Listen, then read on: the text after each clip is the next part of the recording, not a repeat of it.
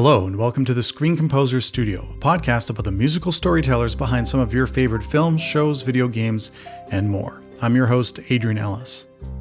Todor Kobakov grew up in Bulgaria, where at age 7 he was accepted into a music-focused school so competitive that there were kids waiting in the wings to take your spot if you stumbled. He began showing up to help out on the sets where his mother worked as a producer for the national broadcaster, sparking his interest in the intersection between music and the screen. After high school, he moved to Canada and at age 20 completed a degree in piano performance at the University of Toronto, where he fell into a crowd of musicians including future indie darlings like Gonzales, Peaches, and Feist. This led him to performing, producing, and arranging for artists like Stars, Metric, Slean, Chaos, and more. At the same time, Todor was getting his foothold creating music for commercials and indie films, eventually landing a coveted spot in the Canadian Film Centre's Slaight music residency, where he would meet and work with iconic director Bruce MacDonald. Now he's firmly established his reputation as a composer, with films like Born to Be Blue starring Ethan Hawke, and series such as Bitten, Ransom, and Most Dangerous Game, while his work on Cardinal has won him 2 Canadian Screen Awards. If you like what you hear, please consider giving us a rating and sharing the episodes with your friends and followers. It really helps us grow and share the stories of these amazing creators. Now please enjoy my conversation with the one and only Todor Kobakov. Todor, welcome to the show. Hi, Adrian. How are you doing? I'm awesome. Thanks so much for joining us today. It's really looking forward to this conversation. Me too. So, I don't want this to sound stalkery, but every once in a while I sort of get curious about where you're at and what you're doing, and so I go to your website and sort of dig around a little bit. So I think I've seen 3 iterations of your website over the last years, and the one before the one that you have now was very minimalist and just has sort of big pictures of all the projects you've worked on, and not a lot of like written information. And now the one that you have out now has this. One of my favorite, I think, bio sections that I've ever read. It's just, You have this sort of like very playful tone and you're talking about this whole adventure. You make it sounds like an adventure of your life and your adventure through music. And it's really like delightful to read. Thanks. I'm glad that somebody read it. Nobody's ever commented about that. Really? The first one. Yeah. I mean, yeah, it's just super fun. And I find, most people have bios that read either very dry or they're just sort of a list of places they've studied and awards they've been given and all that. And it's not really that engaging or human. Do you spend a lot of time thinking about, what you're putting out into the world in terms of what you project as an artist, as a creative person, as just sort of a human? I mean, everybody thinks about it, of course. I can't say that I'm spending too much time on it. But when the time scheduled for, put out a website comes, yeah. In that brief period, I think about what's the best way to, manage my image and what's out there. And I'm trying to not only portray, what my skills or what my bio is, but also, some of my personality. And I think that my sort of branding is very much focused on being injected with humor, and I think that that's very important. My grandfather used to say that without laughter, there's nothing else in the world, And apparently they say humor is one of the signs of high intelligence because it's sort of like it's like a weird problem-solving thing. In order to make a joke I mean, a lot of people think I'm a very serious guy, and it couldn't be any further from the truth. It's just I think it's just the Bulgarian looks. Yeah. Do you think? I mean, I imagine, or I have a sense that a sense of humor is really important for what we do because. We all, I mean, the sort of standard saying is we almost act as a therapist to the filmmakers or producers who are in the end run sprint of production. They're usually a little bit traumatized by what's gone before. And if we can approach what we're doing with a sense of levity, I think that helps the situation quite a bit. For sure. Yeah, absolutely. Yeah. So winding back in your bio, you were born in Sofia, Bulgaria. Very musical family, all bass players apparently. That's right, yeah. How did everyone get into the bass? Why was the bass the primary instrument? Well, my grandfather was an orphan in a small village in the east end of Bulgaria. and he was playing a traditional Bulgarian instrument on the street when he was a kid, and a famous Bulgarian conductor was there for some reason and really liked him, so invited him to go to Sofia and join his orchestra. I don't know, I guess he was touched by him somehow. And at some point, my grandfather decided that, that's his jam, and he became a rather well-known professor, but also was known for writing a very sort of well-respected etudes, and a series of exercises for bass player, but also having transcribing a lot of popular work at the time, from violin and cello and viola to bass, and the bass being mostly an orchestral instrument at the time. It wasn't really a solo instrument. Right. He was able to kind of transition it into sort of more in the mainstream. My grandma, I think that's how they met. She was a bass player as well. She was the first woman to play bass in the opera in Bulgaria at the time. And she used to say, like, people get up and just stare, because they've never seen a woman play the bass. And naturally, they had my mom play the bass. She only carried that over to, graduating, but after that had a different career. And I was supposed to be a bass player myself, but I guess my classical piano was going well, and they decided to just let's let them roll with that.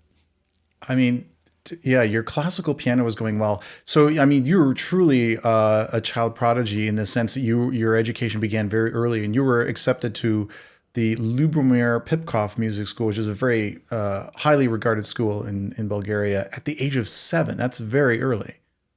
I mean, it's just like any other school, but the music subjects are kind of integrated.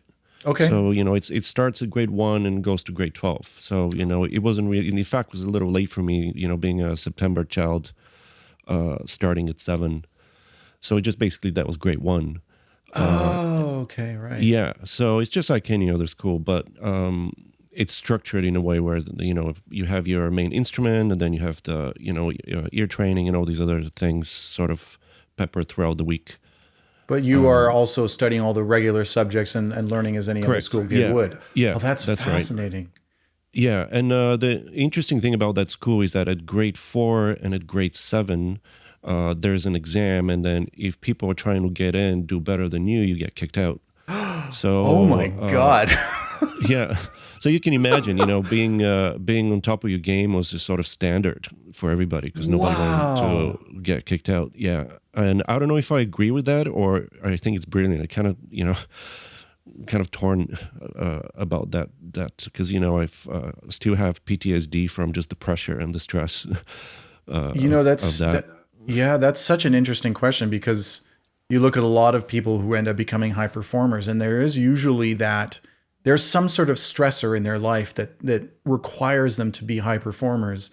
And on the one hand, you can sort of, success leaves clues. You sort of see where they got to because of that. But on the other hand, you go, well, would you be a different person, or would you be more fully formed? Or, what's the totality of your emotional and holistic life as a human being?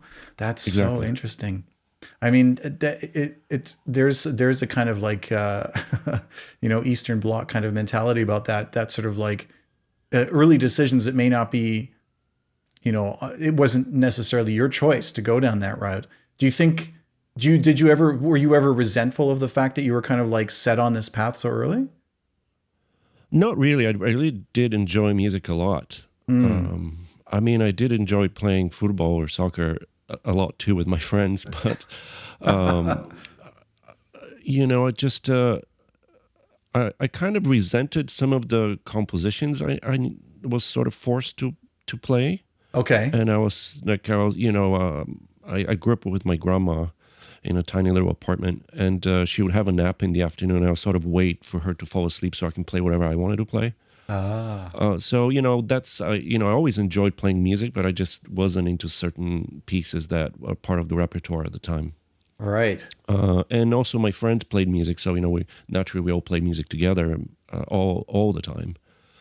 And each classroom had a piano in it. So between classes, kids would just get together and jam on the piano. It was a ton of fun. Yeah. Yeah. Yeah, you described that as being a lot of fun, making great friends, really enjoying it. It doesn't sound like this was all rulers slapping across wrists all the time and just a horrible experience. No, it was really, really great. I mean, I'm very, very lucky to have gone through that. And as I said, because everybody was motivated and everybody's practicing and everybody's trying to be the best they could possibly be, you never really felt that pressure. You didn't really, like trying to, it wasn't like out of the ordinary to practice 3 hours a day for everybody, right? So, I mean, I skipped the last year because I got accepted here at U of T, and I really, that's something I miss. That was cut short a little bit for me. Oh, yeah, right. But at the same, and so this is very performance based, and of course you ended up performing, in a band later on in Sofia, and that sort of is one track of your career. What I read in one interview was that your mom worked at a local TV station as the producer of music programming, and you kind of grew up on those sets, and that was something that sort of drew you into the idea that you sort of had that idea of wanting to be part of that world from the very beginning. Is that accurate? Absolutely, yeah. I mean, it's like my entire sort of brand as a guy who is into popular music, but also into like classical, is based on my history. Studying classical music and being in a family of a classical music professor, but also my mom being sort of hip, and being working in a TV station and going, filming all these rock bands. And me being around that from a very early age, since she was a single mom. So it was a ton of fun, and I loved it, and I loved being around adults and just feeling like part of the crew and stuff. Right. And I think my first job was a cable person. Back when cameras had cables. So Wow. behind the cameraman and just making sure the cables don't get stuck. Wow. Yeah. And absolutely loving it. So did you imagine yourself as the performer or behind the scenes? And did you have a sense of like film scoring or TV scoring at that time? Didn't really think about that way back then, and considering I have still have some sort of stage anxiety. Maybe I didn't really feel like I'll be a front man, like a singer, but I certainly enjoyed being on stage and performing. Almost like I was shy about showing my skills, but I wanted people to hear them, if that makes sense. Yeah. No, that makes sense. Yeah. It's like, well, if you can just hear what I do and see my hands, but not my face. So that's where I was at the time. Yeah. Tell me about who was William Ade, and what did what role did he play in your life?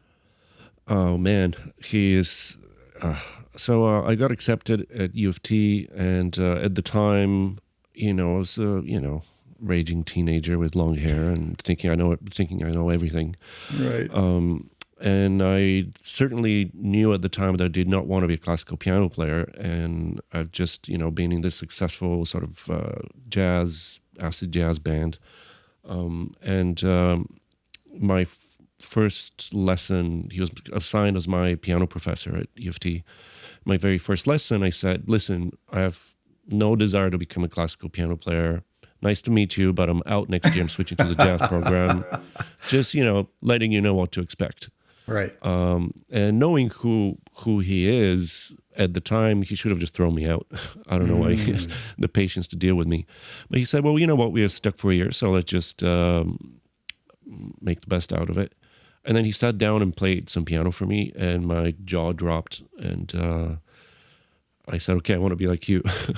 Wow. And he became a very important figure in my musical development, because he was not only teaching through an example, so he would play a lot for me, but also he would have these interesting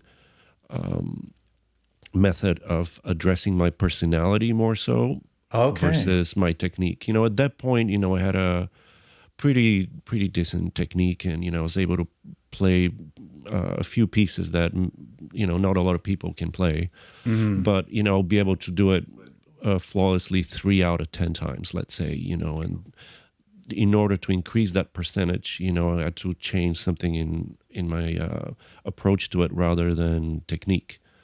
So he was very key part of my life to think about what I do more and do less. Okay, that's really fascinating. In order to increase the percentages of, let's say, flawless execution or a high quality outcome, Correct, you didn't address it by hammering away and saying just practice more or run the scales. You had there was something about your approach, and it had to do with your personality. I'd really love to dig into that more and also hear about how you apply that to what you do now, because the sense I get just from listening to your music and seeing the kinds of projects you're working on is you strike me as someone who doesn't accept good enough. Ever. I mean, I try to. I just don't want to be embarrassed when people listen to stuff that I do. So and I'm my own worst critique. But very much so. I've just talked to the residents of the Slaight program this year at the Canadian Film Center, and one of them emailed me back because I talked about that as well. I said I think a lot and do less. So when I'm on a project, I technically work all the time because I think about it all the time. I could be buying some groceries, or checking if the eggs are broken, but still I'm thinking about what I need to do and how to tackle certain challenges that I have in the project I'm involved with, or projects in many cases. So it's about an intentionality, about thinking about what the actual problem is, as opposed to just hammering away mindlessly. I think that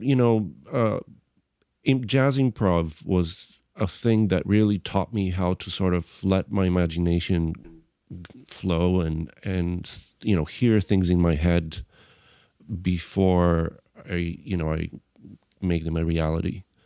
Throughout the years, that would be anywhere from just a melody or chords.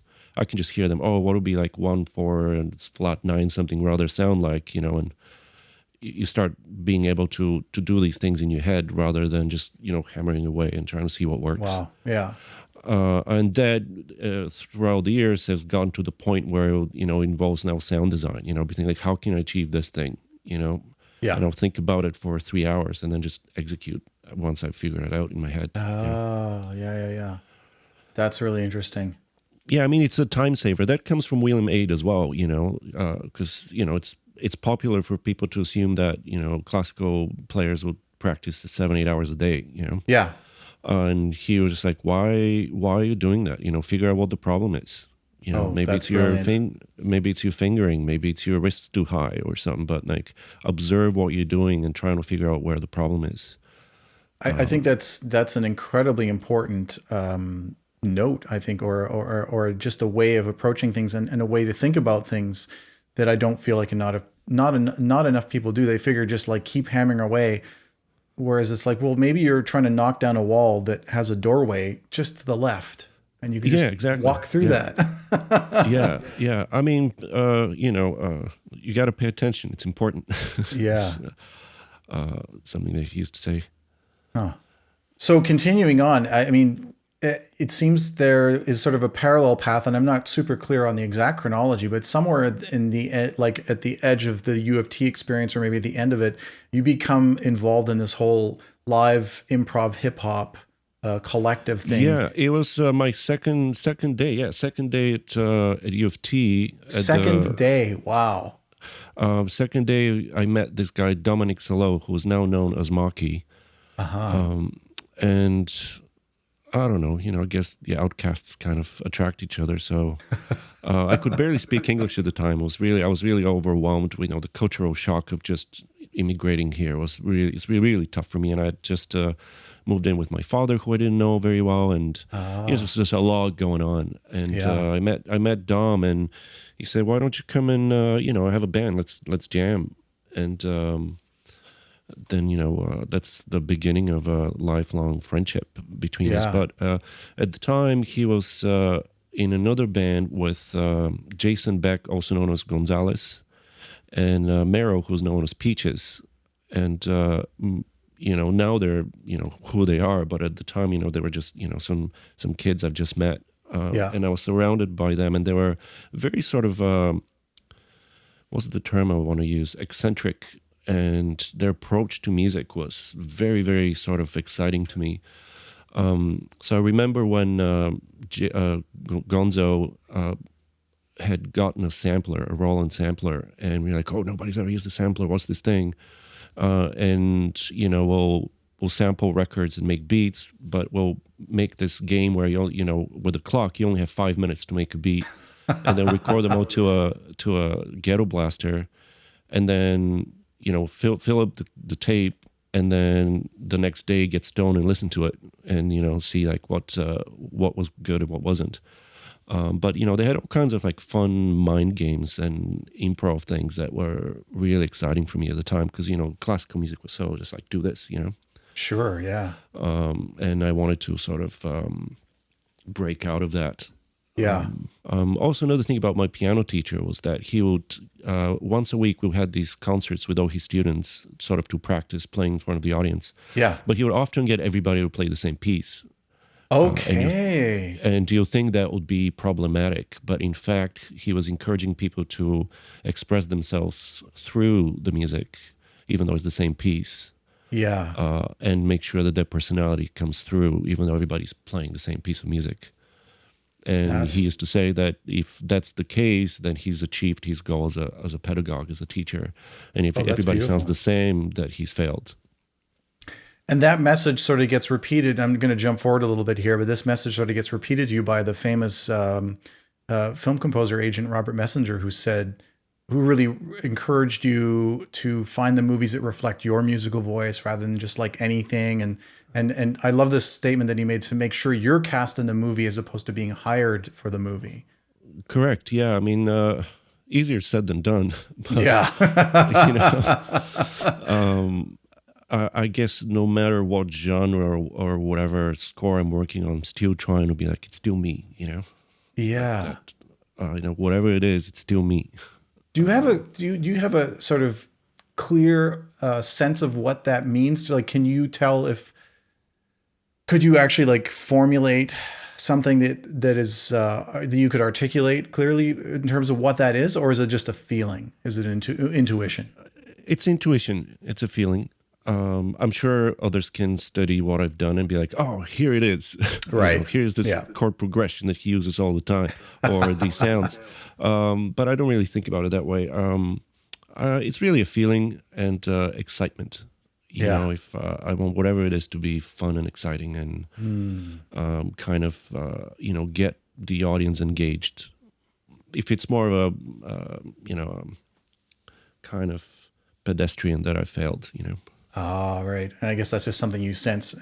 I guess in the other part of it, I'm just sort of thinking back to what you were saying about, what William Aid was telling you about over practicing. To overthink what your voice is probably not the best idea. It's just like, let it be. Yeah, let it be. And it sort of comes out almost inevitably. I can't remember. I think it was somebody responding. I wish I could remember who this was about, but somebody had this very peculiar way of writing strings, and they were asking an orchestrator, well, how do I fix this? How do I write strings properly? And their response was, oh, don't change this. Please don't ever start writing strings the proper way, quote unquote, because this method or whatever you're doing creates the sound that is really you. There's no right or wrong. Yeah. This is unique. Mm-hmm.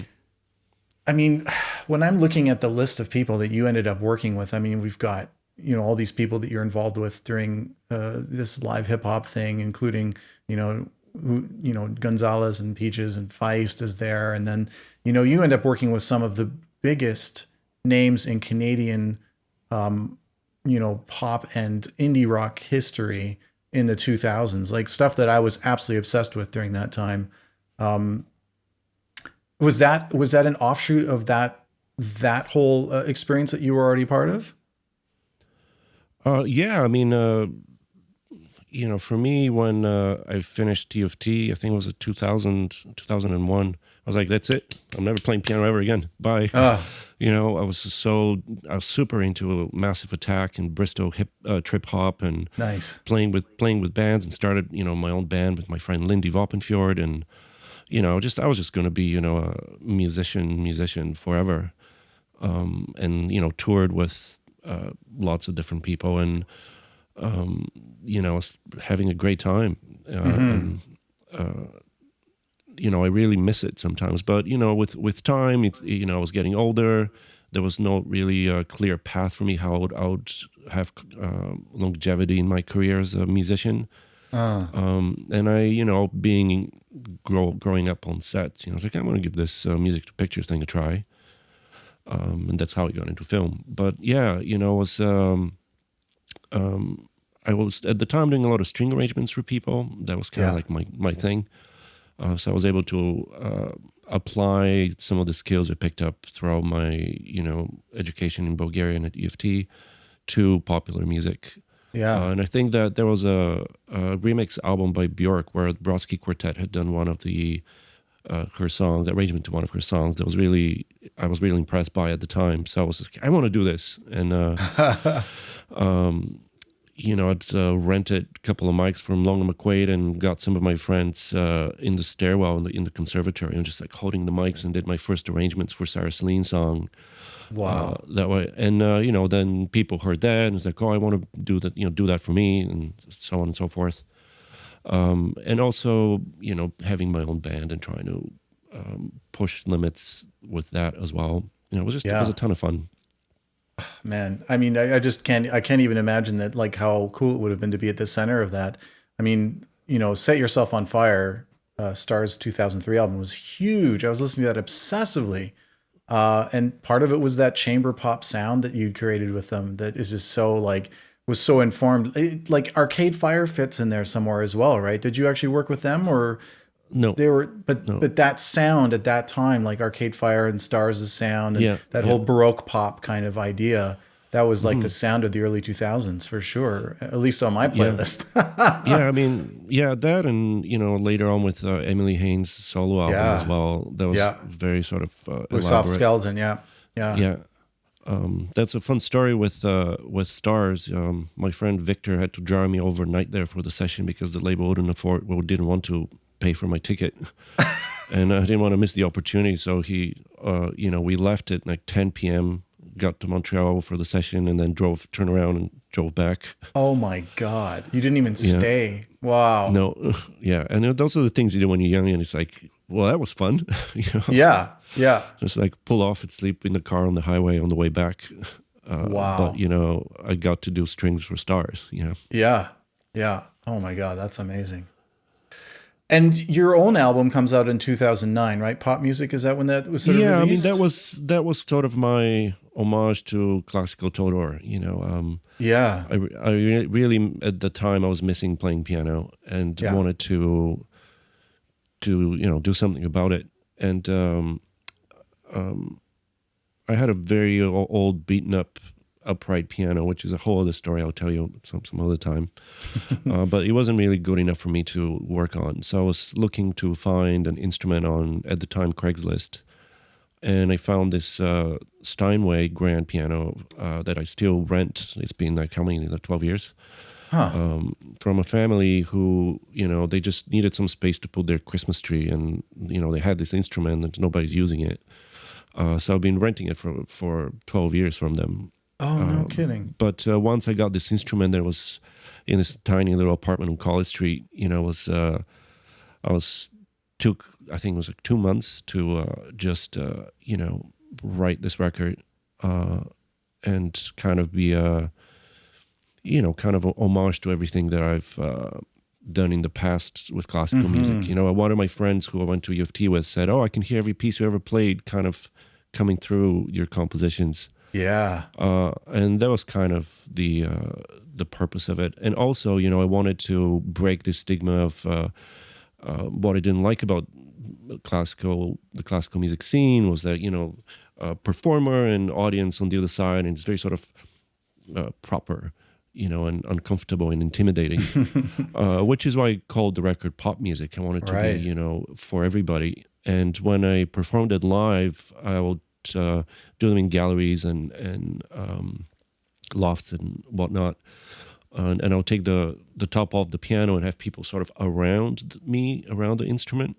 So to sort of break that, wall between that I was mentioning. And cool. Before each piece, I will talk about what the piece is about and take sort of questions from the audience and make it a lot more interactive and playful rather than the way I was used to, get on the stage and look at the audience and everybody's just staring at me all, It was, so that was kind of the purpose of it.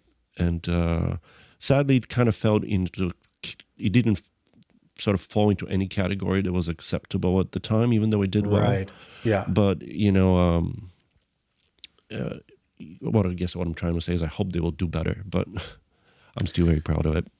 Yeah, I mean, I feel like it's more than ripe for a resurgence. You should almost do a reissue as something new, because right now piano is having its moment, and I mean there are so many neoclassical piano albums, and the success that Childy Gonzales has had with his piano albums, which I honestly, when I'm listening to pop music, I'm going, I feel like he heard this record and got inspired. Like he heard something in what you were doing and went, "Oh, this sounds interesting." Cool. I did send it to him to give me some thoughts at the time.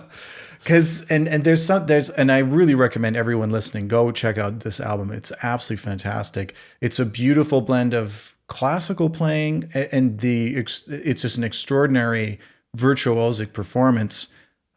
Great technique, but lots of heart and beautiful musicianship. And then this beautiful blend of the classical and sort of, later it feels like it goes into Debussy, and it has all, and like the French influence is definitely in there. It's got very romantic parts. It's got very modern scoring kind of sounds to it in some parts. But it's absolutely a beautifully integrated thing that feels, these things, when you listen to something, you go, it feels like this has always been there. It's not, it just feels very, just like in and of itself, it has a natural thing. So yeah, I definitely encourage everyone to go and check it out because it's fantastic. No punch-ins on that record. It's all one takes. Wow, yeah. That's even more incredible. Yeah, I really wanted to do that. So I had to record mostly overnight because at the time I lived on College Street, so the streetcar would go by all the time to ruin everything. Yeah. Oh wow. And also, there's a few mistakes there, but I really was keen on having it as a one take. Nice. And nothing was ever put on paper either. Oh, what? Wow. Yeah. That's truly remarkable. A big mistake because I don't remember anything anymore. So if you ask me to play any of them, it's like, I don't know what this is. You have to relearn it all. Oh, that's funny. Another thing I wanted to say about that too is it's really nice to hear a grand piano and a bright, sparkling sound that sounds very rich, because we're so inundated with felted and muted pianos now. And a lot of uprights and very close mic'd and very intimate. It's all great, but it was kind of nice to hear this and go, oh yeah, it's that whole sound, and it's still very, it's just as relevant now as it was ever. You did a lot of TV scoring or commercials, I would say, for like a lot of ad work, and you actually worked with David Crystal Music. I actually know David. I've done a little bit of work with him way back. I think he actually probably gave me some of my first paid work ever in the ad world anyways. Same, yeah. And so that was a real testing ground for just like, production chops and grinding it out, I'm sure. Yeah, a friend of mine introduced me to David. I was in third year university, and he just said, yeah, just come hang out. And that's what I did. I would go and just sit in the back and be silent and just be fascinated by this guy Roger, who was the engineer at the time, because he was a Pro Tools ninja, and it's like how can you fly through this so quickly, And my moment came when they were working on a ad for Nikon, and I was super into Amon Tobin at the time, so I was doing a lot of beats in that kind of world, and their tempo is Amon Tobin, so I was like, let me try this one. And I think I had like a couple of hours. The client was really not happy with what was happening at the time, and they really liked what I did, and it was my first sold commercial ever. It was for Nikon with some beats. And from that point on, I got involved in a couple more, and then I started working with other companies. And at the time, I was able to pay the bills just from that, because it's there was a lot of work. It's not like now, and it was well paid. It was $500 a demo. So just do 3-4 demos a month, you're good to go. Yeah.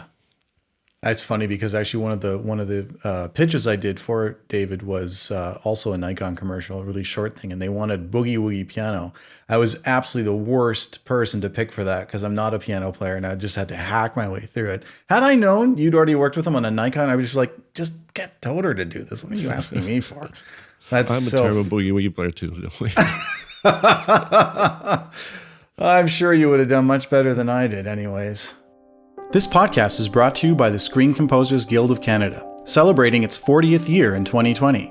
The SCGC is a national association of professional music composers and producers for film, television, and media, whose mission includes promoting the music, status, and rights for film, television, and media composers in Canada. Special thanks to the SOCAN Foundation for financial support. For more information on the SCGC, please visit www.screencomposers.ca and follow us online at Screen Composers. And now, back to our show. You mentioned that one of your first features was through Craigslist. That doesn't happen to be young people fucking, was it? No, it was kind of like a horror film about a nurse in a hospital who gets attacked, lots of blood, Okay. But anyways, I was trying to move away from commercials and get some work with in film, and post at the IATSE office, and look for work on Craigslist. So one person bit, and that was my first feature. Yeah, for I think was it $400 or something like that. Oh wow! An entire feature for $400. Yeah, but I needed one. The first one's always the hard to get. Yeah. Oh yeah. So. It's just kind of funny. Like, there's a certain point at which you're going, like, no money's almost better than any money. I think I did my first feature, I'm sure, for no dollars. I think probably way back in the day. And then you ended up working with Bruce MacDonald via the CFC. And was that sort of a big stepping stone? Well, how did you connect with Bruce, and what was it that it led you to work together? I've known Bruce from the hood, basically, because really? He lives in the same neighborhood that I do, so I'd see him on the street all the time, and he's the guy with the hat, and I'm the tall guy. So it's we knew each other. So when we officially met, I was like, oh, I know you, and we met through the Slaight program at Canadian Film Centre. And he had a film at TIFF, and it was 2 weeks before the premiere. He decided to scrap the score. Oh. So he got myself and my dear friend Ian Lefevre to score The Husband in, I think it was 10 days. And that was sort of the beginning of our relationship. How did you make it through? Well, was that a challenging score, or did you find a way through it that made sense within 10 days? Man, sometimes it's kind of fun when you're pressured like that, because you just go, you don't doubt, right. And you pick a lane and you just go with it, Right. And my Ian and I worked in, like, I would sleep on the couch while he's doing his thing, and then I'll wake up and I'll continue, and he would sleep on the couch. It was just sort of nonstop. Right. And Bruce will just pop in and bring some coffee and chocolates to keep us up. Very strategic. And just sort of like check in on what's going on. But, I think that score worked out really well. I mean, Ian is an incredible musician, and the marriage of our two worlds kind of just really worked for that project. Later on, we worked on another film for Bruce, Hellions, which was a horror film.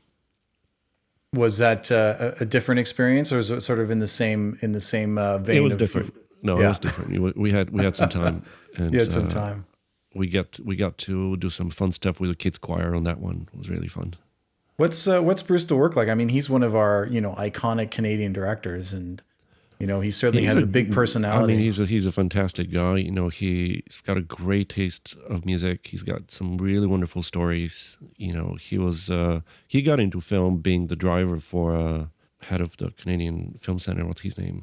Norman Jewison. Yeah. Yeah. So he was his driver, and that's how he got into film. So he's full of stories, and he's just a so straight up kind of guy. I really like that about him. He just says it how it is.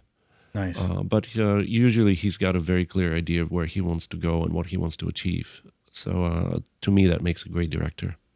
Do you I get, do you enjoy working with directors who push you? Of course. I just enjoy working with directors who direct me, period. Sometimes it happens when you're just sort of left to, interpret, and that I don't like. Right. Do you have when you're in that situation, when you're trying to get something out of a director or a collaborator and they're unable, they just not giving you what you need, do you have strategies for dealing with that, or do you just kind of go, okay, I guess I'm on my own, I'm going to have to figure this out? I've gotten a lot better. I used to get rather frustrated with situations like that. I had a situation where the 27-second cue in a scene where a couple's making out on the couch and it's close up. So, one producer wanted me to write something fast and celebratory. So I'm just quote unquote, and the other producer wanted me to make it slow and sexy. And I had to address and say, oh guys, I don't know what to do here, and they said a little bit of both. Oh God. So fast and slow. Fast and slow. I used to get very frustrated with situations like that, or when directors would give you, or producers, references that are, it happened recently. Somebody said, I really like Chernobyl and White Lotus. And so... Great. Split the difference, no problem. But I've gotten a lot better with trying to understand what is it that they mean, and trying to understand them as a human, as a person, rather than just take this position of like, ha ha ha, look at them, they don't know what they're talking about. Yeah. To taking the position of like, well, what are they trying to say? What is it that they really liked in those two scores that maybe they just have a hard time expressing. Yes. So normally I'll try to use normal language, not music language, and film language to communicate with filmmakers. And I think that's something I learned at Canadian Film Centre. And then, going back to my upbringing on set, learning film language has really helped me communicate with the people I work with. So, I think what at the end they were trying to say is that they liked a certain level of extravagance and something quirky, for lack of better description, that these two scores had, and they say, oh, okay, I get it, Yeah. But, normally I'll try and extract that from whoever I'm working with, Right.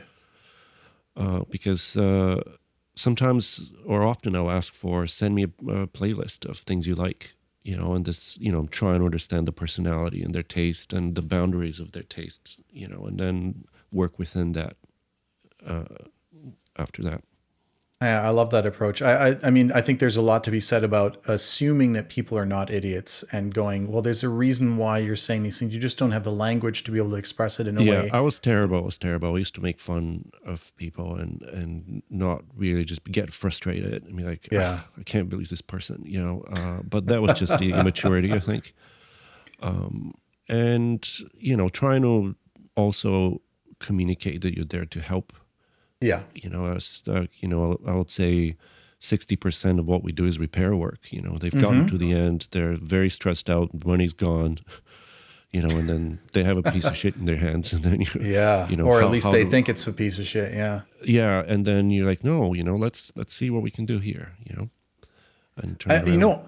For myself lately, I've found that when people come up with something like Chernobyl and White Lotus, I go, oh, great. I'm actually excited by this because you've given me the opportunity to triangulate something that will be truly original. Like if I can figure out the difference or this commonality or how those two things could live together, then I'm going to have something that's going to sound really unlike anything else. There you go. Yeah.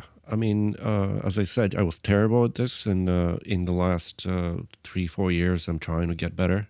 Even when you get notes, I used to just get upset and go on that Twitter account. There's a Twitter account for composers that post notes they've gotten. And that's Like, really oh funny. wow, really? Oh god. Yeah, I can't remember the name of it, but look it up. It's really funny. It's anonymous, obviously, so it's Yeah. people do get to post really some fun stuff. But I'm trying, or still continue to try and understand what people mean and what they're trying to Yeah. sort of get me to do. I mean, sometimes those notes are really funny, like you don't have to get frustrated, but you're just like, wow, that's hilarious. Yeah. Tell me about Backstabbing for Beginners. You were working with a Danish director, and this one did push you quite hard creatively, but apparently it sort of got you into interesting new territory. Yeah, I mean, I was super into European cinema at the time, so I was thrilled to work with a Danish director. And How did you connect with him? the line producer Daniel Beckerman and I had worked on a Bruce MacDonald movie together called The Husband, and he was the producer on that film. So we met at the Communist Daughter and had a beer, and then we got along. So What a great! That's a great place to meet. Yeah. And what's the film about? It's based on a book about corruption in Europe and the Middle East, and he wanted to create sort of a film on the scale of Hollywood, but with the storyline and intricacies of European cinema. Okay, yeah. And so, for me to create these two worlds, I used only a modular synthesizer and a very large string ensemble. So kind of get a little bit of both of those worlds into one. When you say very large, how big was the ensemble? It was 52 strings only.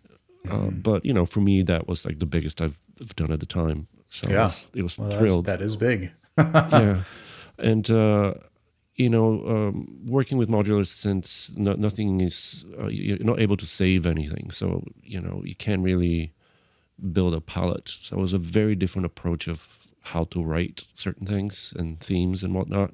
And it was more about writing away from the screen and then adapting it to picture. That was one of the challenges. But also, tuning wise, that's those it's not something that it's digital. It's a lot of analog stuff. So you have to sort of tune it by ear and then hope that when the strings go on top, it would work. Yeah.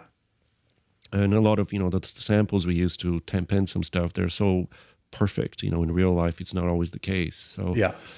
it was like when it came time to spend the money and go to Prague and record them, it was just like, please work. Were you in Prague to record the actual score, or did you do it remotely? No, I went to Prague to do it. I love that place. And being from Sofia at the time, I was, hoping to be able to jump over to Sofia and visit my family, which wasn't the case, but I had to come back, unfortunately. But that was, I do enjoy being part of the process rather than being remote. I've done a lot of remote sessions, especially in the last 2 years, you can imagine. But I really like being in the room and feeling the orchestra, Oh, of course. I just an incredible. I remember when the first time I heard them play, it was like, wow, this is amazing. Like, what a buzz, Yeah. To hear your own music played by a large ensemble of humans, that's beautiful. Does not get old. Yeah. And were you playing back the Eurorack stuff, the modular synthesizer tracks? Were you playing those for the instruments to tune from, or was it something they couldn't really? Was it integrated or separate?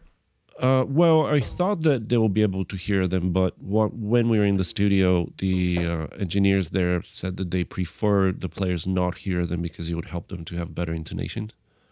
Interesting. So we just roll with it, and it just sort of worked, Okay, right. So I was able to hear it in the control room, but the players on stage were not. Oh, that's very interesting. Would you do it that way again, or do you think that it would help to hear layups? I mean, it really depends. I think that what I did at the time is I don't know how many of the 50 people paid attention, especially because of the language barrier, but I really wanted them to know what they're playing. So I told them a bit about the story, told them, sort of what the plot of the movie is and what the music's trying to achieve, and sort of set the mood, put them in that world as much as possible without hearing any of the stuff I've done. And it's something I try to do with all the sessions. Like I can't really play the movie for the players at the moment, but I try to inform them as much as possible on what is it that they're playing. If you had to pick 3 words to describe yourself, what would you pick?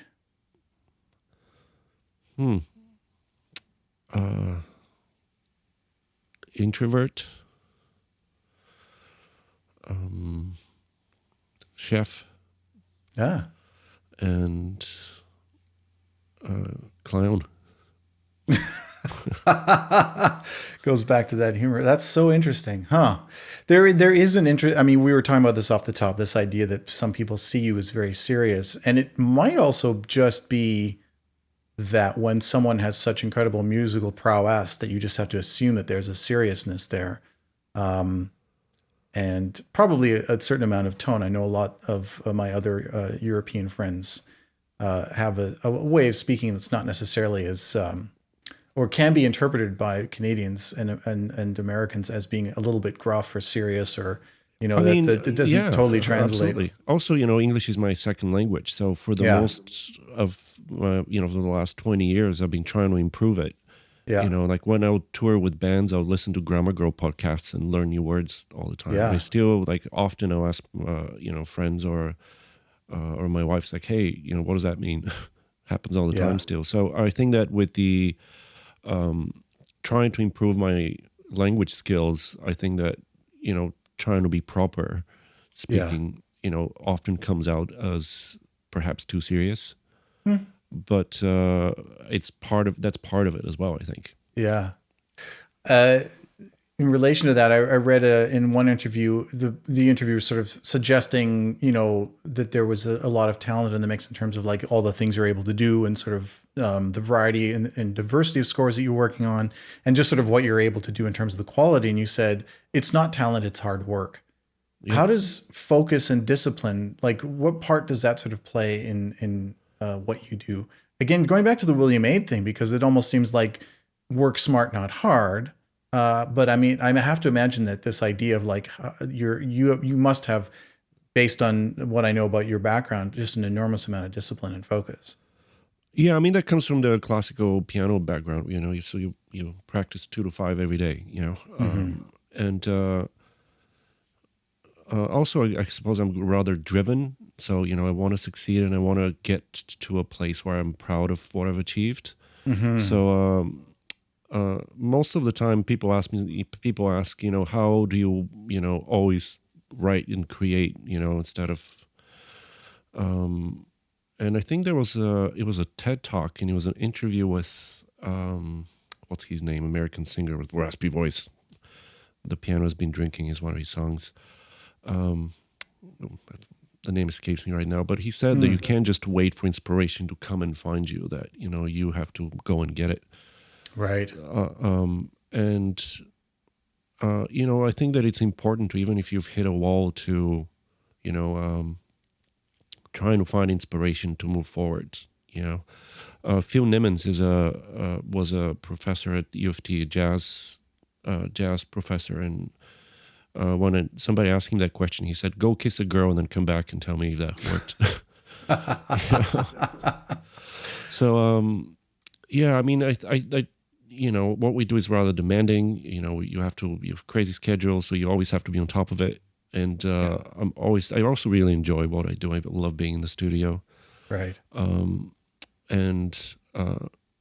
know sort of the times of day where what part of my brain works best at. I wouldn't really do a lot of creative between noon and 2 in the afternoon for some reason, just not working. Yeah. But early in the morning and later in the afternoon, that's where all the good stuff comes out. Oh, interesting. Yeah. And also, sometimes you just don't have a choice. You have to, when you have to, especially in an episodic television, when you're in a 13 episode show that's got to mix every single week, you just got to go, Yeah. Yeah. Nobody's going to wait for you. And that's part of the profession as well. I think it's, being able to create a lot of music very, very fast.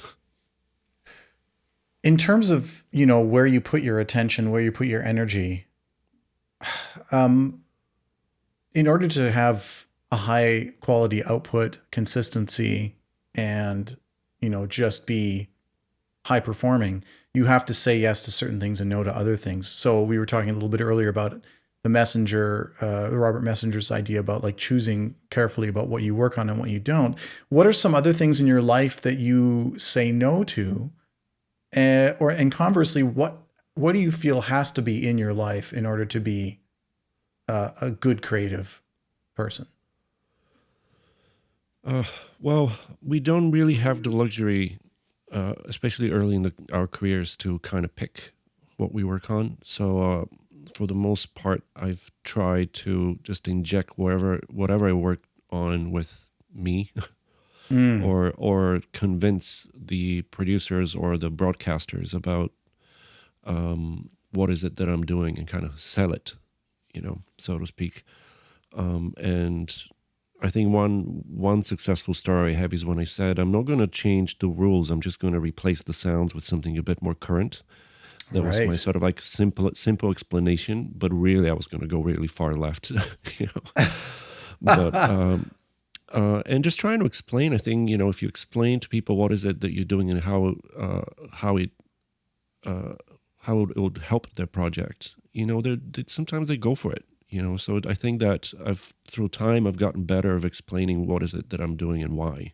Yeah. It's not just music, what's the purpose of using this sound or that instrument or all that. It's kind of trying to get into the fabric of the story and help with the visuals and all that. So also, always do this thing where I'll send 3 different options of how the palette of the score would be, and making one purposely really bad. Wow. So, everybody goes through the middle, like if you're, just like shopping. Right. So then I'll do one that's like purposely really far, and then make the middle one just where I really want them to land.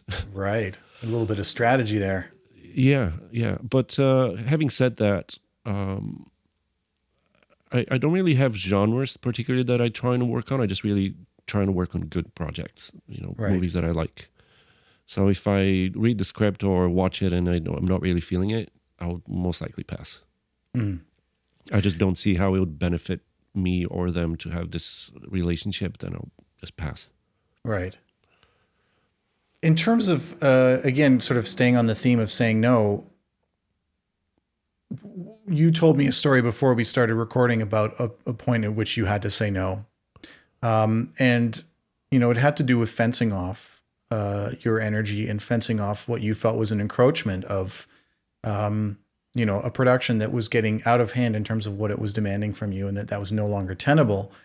Can you talk a bit about the idea of, how maybe balance in your life versus work, time management, energy management, mental health, how you look at that as a sort of big picture thing?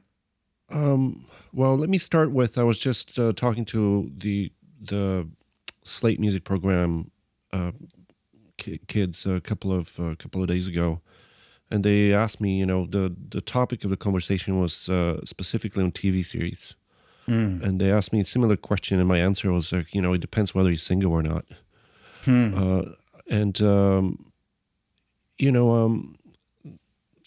it's, doing what we do is very demanding. It requires a lot of mental strength to be able to, you have to be the composer, the performer, the engineer, the tech, all these things.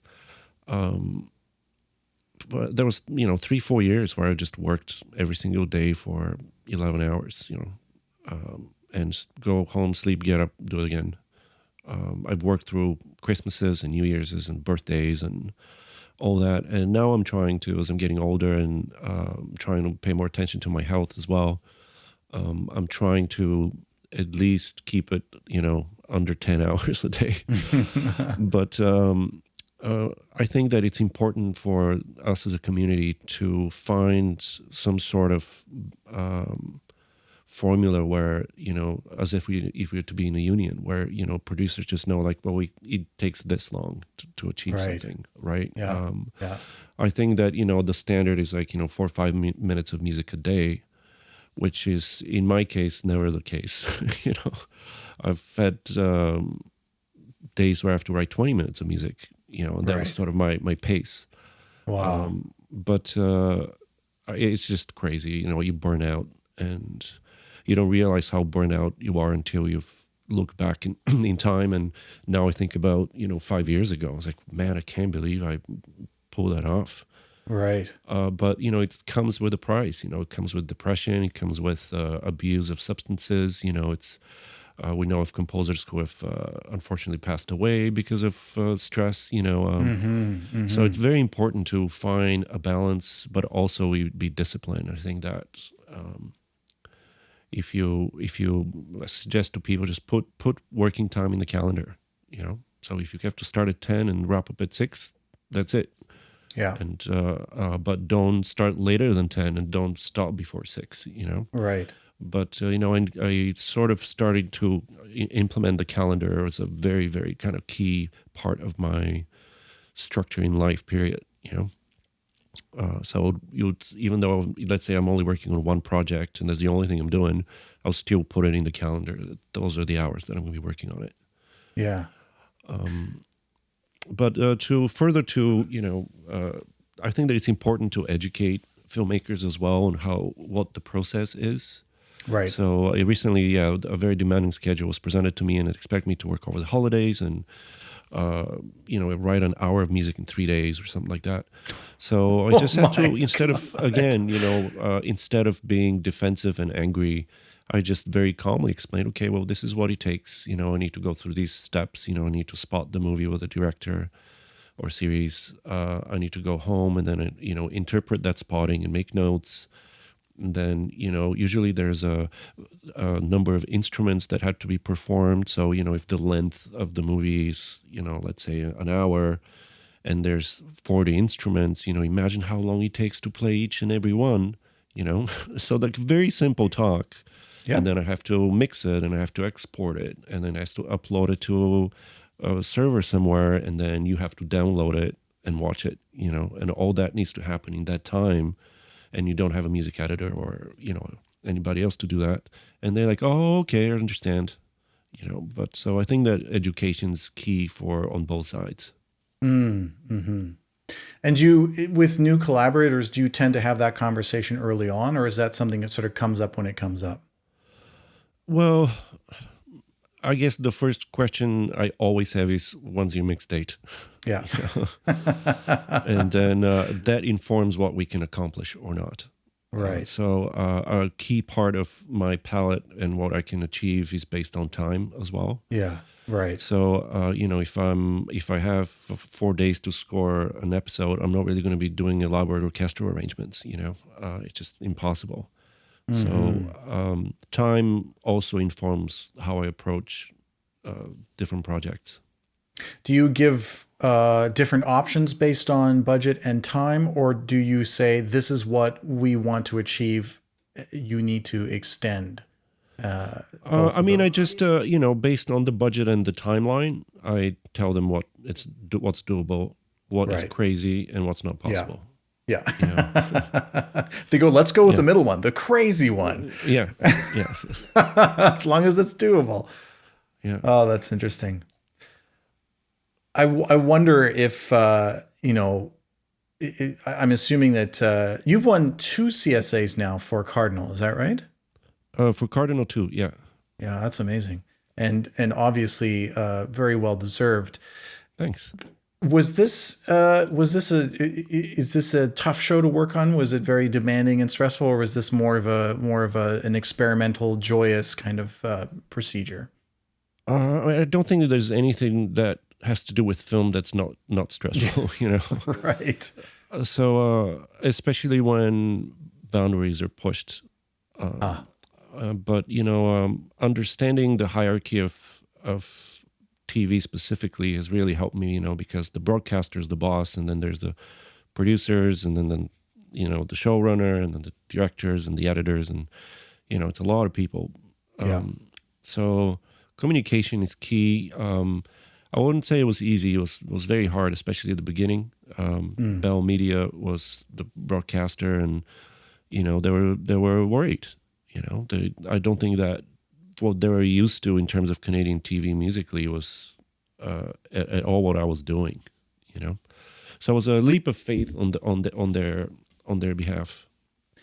And why do you think they were like? Where do you think that fear comes from? Is it just because they're not used to it, or they have a certain attitude of what the show is, and they don't think their audience is going to go for it? I mean, a very good advice was given to me early on. Was if you get a show, watch a bunch of shows from that network to kind of get what their brand is. Right. So now when I approach TV, my first question is always, who's the broadcaster? Yeah.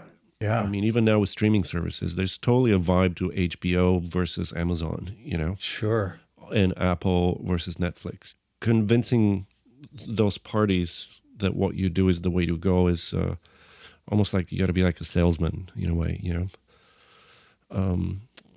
I'm sure when, John Williams said 2 notes is going to be the score for Jaws, they probably laughed at him, I think that's a good example.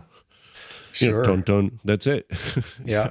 What was so crazy about the Cardinal score? Like, what was sort of the edge that was pushed, and how did that come to be? Well, a bit part of that show was nature, and specifically Canadian Northern Ontario kind of cold winter. And there was a big part of the sound design team as well. Wind, snow, and sort of spirits and mystery. So a lot of the score was trying to basically fit into that palette. So, it sort of can live seamlessly with wind and with snow and with tension. And at the same time, kind of really shape the character of this detective and, his mystery and also that, his partner was French-Canadian. So, all these things informed the sounds that I created for it. There's a lot of even singing in it, which is kind of buried into this sort of droney kind of landscape. Again, having that, but at the same time, being lots of action scenes and things like that, how those two worlds blend together. So, each season had slightly different palette, but all of them were like intended with a purpose, in the seasons. I think they're all different seasons. So, the one that's in the fall has a slightly different palette, than the two that are in the winter, and then one's in the summer. So the summer one has a lot of sort of went to High Park and sampled a lot of like hitting trees and whatnot. So all the drums and percussion were custom sounds that I've made from just doing that, which I tend to do a fair bit. Yeah. Oh, that's really interesting. And one thing you told me again before we started talking is that it's a score that is deceptively simple, but is actually doing a lot of hard work in the background. Yeah, I mean, the problem with the show was that it just felt like scene and then another scene and then another scene and another scene. And the producers wanted to kind of make it flow a bit better. So music would often come in, or the ins and outs were sort of extended. And was the job of the score was to make things flow and add momentum to the show. The broadcaster was worried that it was a bit slow. And unorthodox, the bad guy didn't even appear until episode 2, so that's like a big no-no for TV. So there was a lot of issues and that had to be repaired that way, and the music had to be an integral part of achieving what they're after. Yeah, a lot of long scenes that need to be, long and sort of zen, but yet full of tension. Things like that. One thing that strikes me listening to that score is as compared to let's say some of your work on your piano album, Pop Music, and also for something like the introduction, like the opening music for Bitten, which has this very classical flair, and it is very rooted in a certain type of harmonic language that I feel is very much your own. There isn't as much of a focus on harmonic movement or complex harmonic language within a Cardinal. It's very, let's say, through composed. Yeah. It was really a lot of it. And I still am very fascinated by texture in music.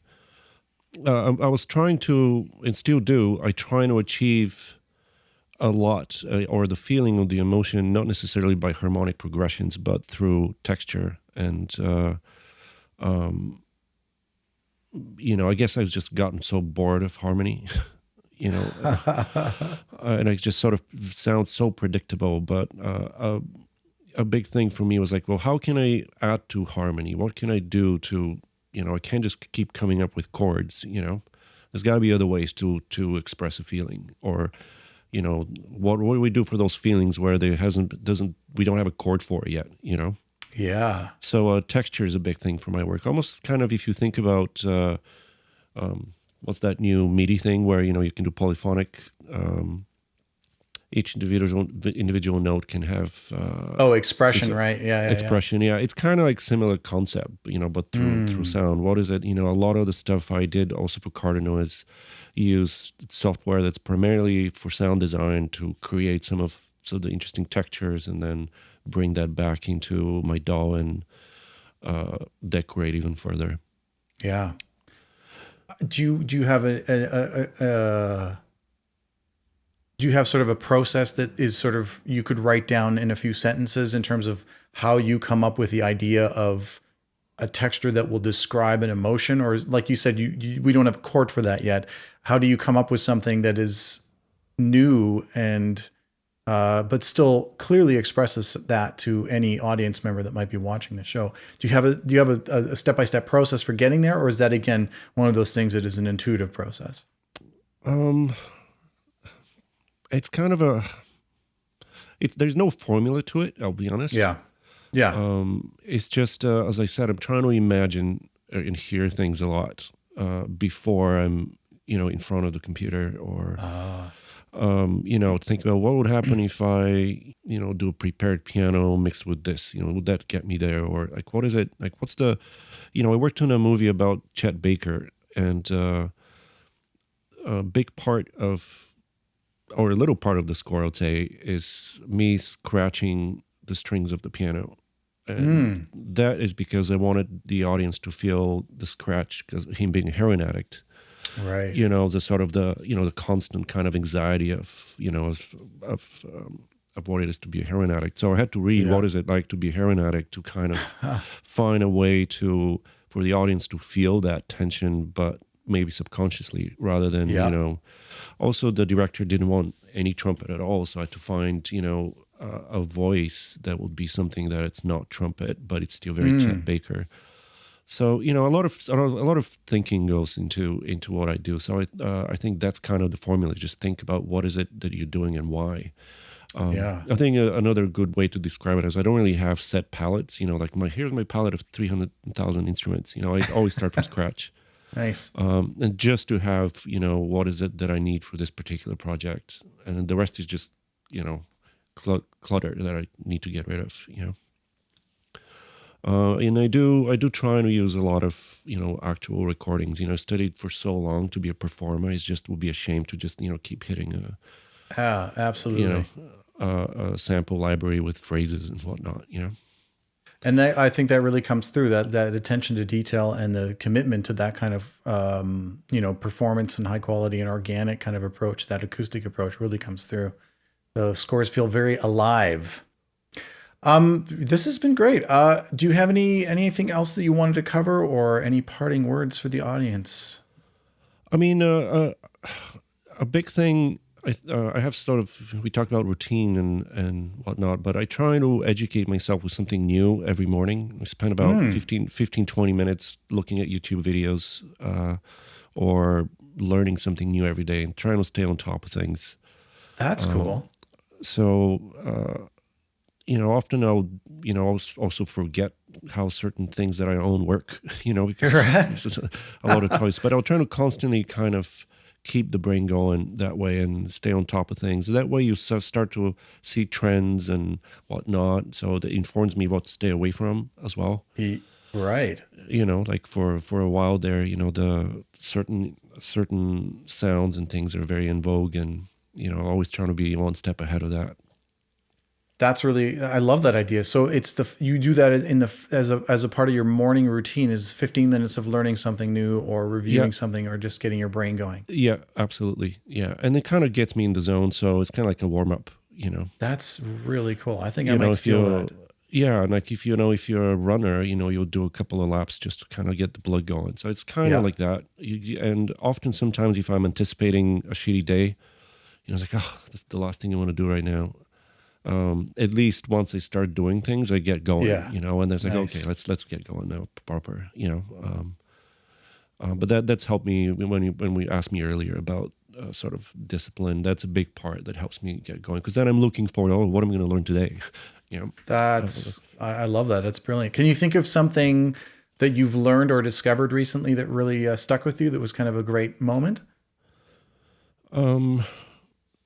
I'm trying to think of something, one of the specials, instead of giving you some sort of like gear talk. But the process of using your body as an instrument is really fascinating to me right now.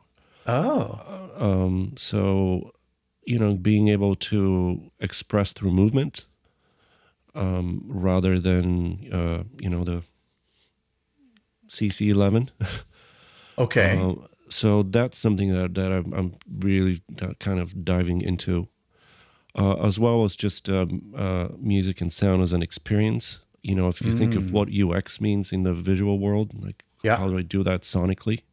Okay, right. So installation, sound art. And a big thing of part of that is, if there's a record by Brian Eno where it's based on self-generating music. So that's being something I'm quite fascinated by. So there's no beginning or end to a piece. It just sort of exists, which is easily achievable in the DAW, but I tend to do it a lot with my modular gear.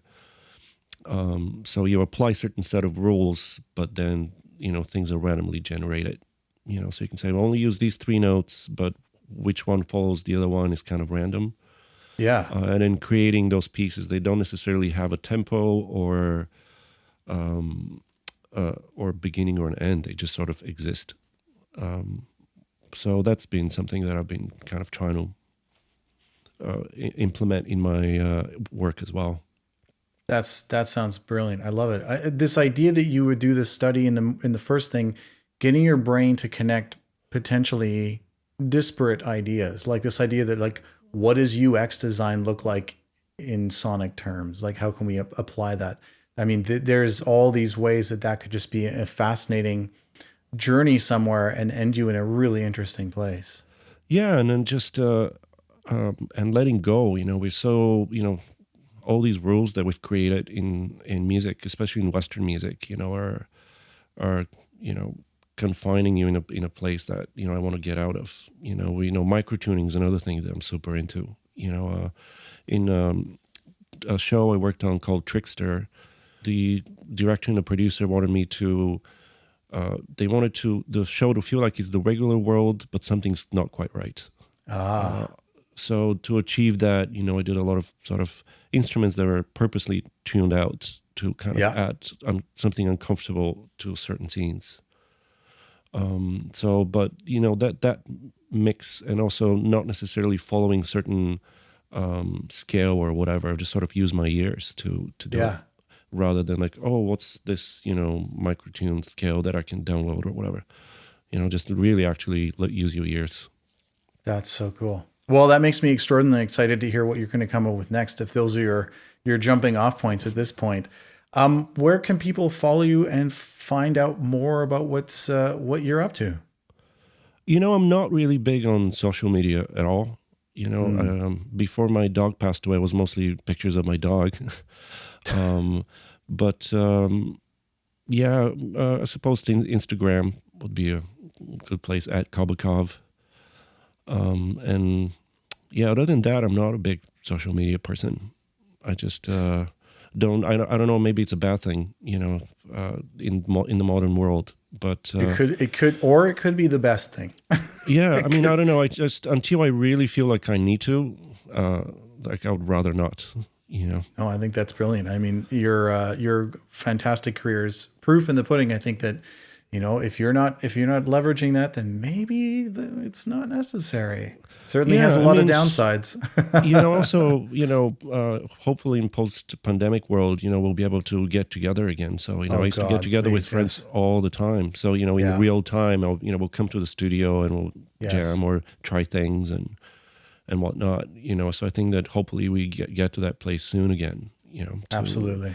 To have those hangs, and then we can actually interact with each other, because there's a lot more to interacting with other humans than just language or pictures. So true. Yeah. Well, that's a perfect place to leave off. Thank you so much for your time. This was super fascinating, lots of fun, and I wish you all the best with the future work. And Thanks so much. I'm going to wait eagerly for it, because I think it's exciting stuff ahead. Thanks. Awesome.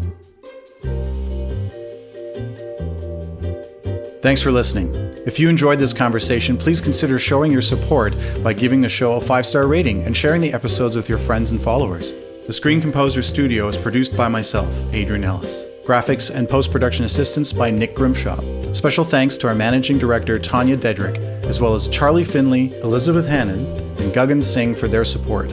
For more information on the SCGC, please visit www.screencomposers.ca and follow us online at Screen Composers, or reach out at tscs@screencomposers.ca.